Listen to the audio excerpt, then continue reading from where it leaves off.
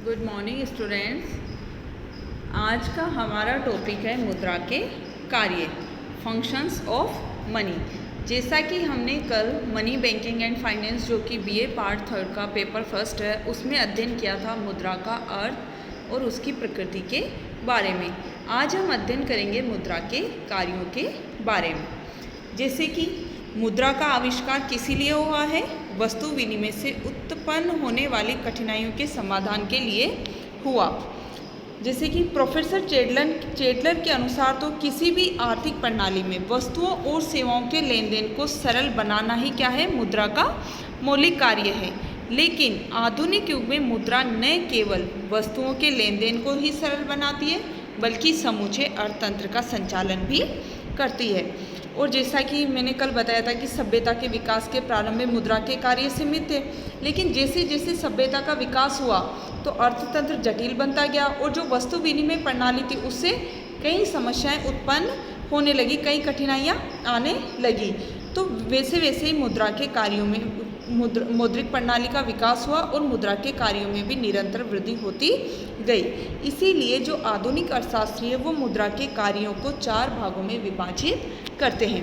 प्रारंभ में 2 स्थैतिक कार्य और प्रावेगिक कार्य। अब 4 भागों में विभाजित है: प्राथमिक कार्य, गौण कार्य, आकस्मिक कार्य और विविध कार्य। तो हम सबसे पहले अध्ययन करेंगे स्थैतिक कार्य में प्राथमिक कार्यों का। अब प्राथमिक कार्य मुद्रा के इस श्रेणी के कार्यों को अत्यावश्यक कार्य भी कहा जाता है, क्योंकि ये जो 2 कार्य हैं वो अर्थव्यवस्था के विकास के प्रत्येक स्तर पर प्रमुख रहते हैं। और वो 2 कार्य विनिमय का माध्यम और मूल्य का मापक। फर्स्ट है विनिमय का माध्यम। मुद्रा में क्या होता है? सर्वग्राह्यता का गुण होने से ये विनिमय के माध्यम का कार्य करती है और वस्तुओं और सेवाओं का लेन देन एवं क्रय विक्रय मुद्रा के द्वारा ही होता है। और मुद्रा एक सर्वमान्य माध्यम के रूप में विनिमय को सरल बनाती है। तो मुद्रा के उपयोग से वस्तु विनिमय में आने वाली दोहरे संयोग की कठिनाई दूर हो गई और मुद्रा क्या बन गई? विनिमय का माध्यम बन गई। तो मुद्रा का प्राथमिक कार्य का फर्स्ट है विनिमय का माध्यम। नेक्स्ट है मूल्य का मापक। मुद्रा मूल्य मापन का क्या है? एक साधन है। ये इसका दूसरा प्रमुख कार्य है। जैसे विनिमय के लिए लेन देन कर्ताओं को वस्तुओं अथवा सेवाओं का तुलनात्मक मूल्य मुद्रा के माध्यम से ही ज्ञात हो सकता है। जिस प्रकार भौतिक वस्तुओं के मापदंडों के रूप में मीटर, लीटर, किलो आदि इकाइयाँ निश्चित है, उसी प्रकार वस्तुओं और सेवाओं के मूल्यांकन हेतु मुद्रा एक सामान्य मूल्य मापक है और इसके कारण लेखा कार्य क्या हो गया है? सरल हो गया है। अब नेक्स्ट है मुद्रा के गौण कार्य। मुद्रा के गौण कार्यों को 4 भागों में विभाजित किया गया है। उसमें फर्स्ट है विलंबित भुगतानों का मान। इसे भावी भुगतानों का आधार भी कहा जाता है। आधुनिक युग में संपूर्ण आर्थिक ढांचा साख पर आधारित है। उदार लेन देन के भुगतान का निर्धारण मुद्रा से ही निश्चित किया जाता है, क्योंकि मुद्रा में क्या गुण होते हैं? एक तो सर्वग्राह्यता और दूसरा टिकाऊपन के गुण होते हैं। इसके साथ साथ ही दूसरी वस्तुओं की अपेक्षा मूल्य में तुलनात्मक स्थिरता भी पाई जाती है। इसीलिए मुद्रा भावी भुगतानों का आधार या फिर स्थगित भुगतानों के मान का कार्य तभी उचित तरीके से कर सकती है जबकि उसके मूल्य में क्या हो? सामान्यतः स्थायित्व रहे। नेक्स्ट है क्रय शक्ति का संचय। मुद्रा में सर्वग्राह्यता, टिकाऊपन, मूल्य में स्थिरता और संग्रह की सुविधा के कारण अन्य वस्तुओं की अपेक्षा मुद्रा के रूप में क्रय शक्ति का संचय क्या हो जाता है? सरल और सुविधाजनक होता है, क्योंकि मुद्रा भावी भुगतानों का क्या है? आधार भी होती है। इसीलिए मनुष्य की स्वाभाविक दूरदर्शी प्रवृत्ति ने भविष्य की आवश्यकताओं की पूर्ति और आपदाओं से सुरक्षा के लिए वर्तमान आय में से कुछ भाग, जिसे हम क्या कहते हैं? बचत कहते हैं, उसको भविष्य के लिए बचाकर रखने को प्रेरित किया है। मुद्रा के इस कार्य के कारण ही आज बड़ी मात्रा में पूंजी का क्या होता है? संचय हो रहा है।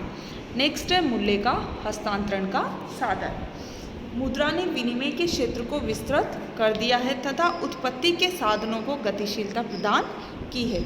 मुद्रा ने मूल्य के हस्तांतरण को बहुत ही सुविधाजनक बना दिया है। जैसे मान लो अगर एक व्यक्ति गांव छोड़कर शहर जाता है तो वह अपने गांव में बने हुए मकान या फिर भूमि या अन्य चल और अचल संपत्ति को बेचकर मुद्रा प्राप्त कर सकता है और फिर शहर जाकर उस मुद्रा से नई संपत्ति खरीद सकता है। तो ये सब कार्य किस कारण से संभव हो पाए? मुद्रा के कारण ही संभव होते हैं। इसीलिए मुद्रा मूल्य हस्तांतरण का कार्य भी करती है। नेक्स्ट है मूल्य यंत्र। प्रत्येक अर्थव्यवस्था का संचालन मूल्य यंत्र के द्वारा होता है। स्वतंत्र उद्यम मीन्स पूंजीवादी अर्थव्यवस्था में उपभोग, उत्पादन, विनिमय और वितरण की क्रियाओं का संचालन किसके द्वारा होता है? मूल्य यंत्र के द्वारा ही होता है। जबकि जो समाजवादी एवं मिश्रित अर्थव्यवस्थाएं हैं उनका संचालन भी बहुत कुछ मूल्य यंत्र पर ही निर्भर करता है। इसीलिए मार्शल ने कहा था कि मुद्रा वह धुरी है जिसके चारों ओर अर्थयंत्र चक्कर लगाता है। अब है मुद्रा के आकस्मिक कार्य। मुद्रा के आकस्मिक कार्य में चार कार्यों को सम्मिलित किया गया है, क्योंकि आर्थिक विकास की प्रक्रिया में इन कार्यों का आकस्मिक उद्भव हुआ है। इसमें फर्स्ट है सामाजिक आय का वितरण। आर्थिक विकास में बड़े पैमाने की उत्पत्ति से सामूहिक उत्पादन के कारण विभिन्न उत्पादन के साधनों में वितरण की समस्या उत्पन्न हुई। उत्पत्ति के विभिन्न साधन हैं जैसे कि भूमि, श्रम, पूंजी, प्रबंध एवं साहस को सामूहिक उत्पत्ति में से न्यायोचित हिस्सा निर्धारण का कार्य मुद्रा द्वारा ही होता है, क्योंकि ये क्या है? मूल्य का मापक है। कौन? मुद्रा। साथ ही विनिमय के माध्यम के रूप में भी प्रत्येक साधन को मुद्रा के रूप में भुगतान होता है। इस प्रकार मुद्रा द्वारा ही राष्ट्रीय आय की गणना की जाती है और मुद्रा द्वारा ही उत्पत्ति के साधनों का मूल्य निर्धारण तथा उसमें वितरण किया जाता है। नेक्स्ट है साधनों का अधिकतम उपयोग। मुद्रा के उपयोग से ही उपभोक्ता सम सीमांत उपयोगिता नियम के द्वारा अधिकतम संतुष्टि प्राप्त कर सकता है और उत्पादक भी अपने लाभों को अधिकतम कर सकता है। इसीलिए प्रत्येक साधन की इस प्रकार उपभोग तथा उत्पादन दोनों ही क्षेत्रों में प्रतिस्थापन सिद्धांत के आधार पर मुद्रा द्वारा साधनों का अधिकतम उपयोग संभव होता है। नेक्स्ट है मुद्रा साख का आधार है। आधुनिक व्यापारिक तथा औद्योगिक जगत में साख का महत्व तीव्र गति से बढ़ रहा है। बैंकिंग तथा वित्तीय संस्थाओं की स्थापना का आधार क्या है? मुद्रा है, क्योंकि चेक, हुंडियों, साख पत्रों आदि का आधार मुद्रा ही है। साख संस्थाएं थोड़ी सी मुद्रा के आधार पर कई गुना साख का सर्जन करती है। नेक्स्ट है पूंजी की तरलता एवं उत्पादकता। मुद्रा तो पूंजी को तरल रूप प्रदान करती है, लेकिन साथ ही साथ ये पूंजी एवं संपत्ति को अधिकाधिक तरल रूप प्रदान करने में भी समर्थ है, क्योंकि कभी भी संपत्ति को बेचकर मुद्रा में परिवर्तित किया जा सकता है और उसे कम उत्पादक कार्य से निकालकर अधिक उत्पादक कार्य में भी लगाया जा सकता है। इसीलिए पूंजी की तरलता एवं उत्पादकता भी ये इसका आकस्मिक कार्य है। फोर्थ है विविध कार्य। विविध कार्यों को 6 भागों में बांटा गया है। फर्स्ट है शोधन क्षमता की गारंटी। मुद्रा द्वारा ऋणी अपने दायित्वों को चुकता कर अपनी शोधन क्षमता बनाए रख सकता है। कोई फर्म, व्यक्ति या संस्थान दिवालिया तभी माने जाने लगते हैं जब वह अपने दायित्वों और ऋणों को मुद्रा में भुगतान करने में असमर्थ हो।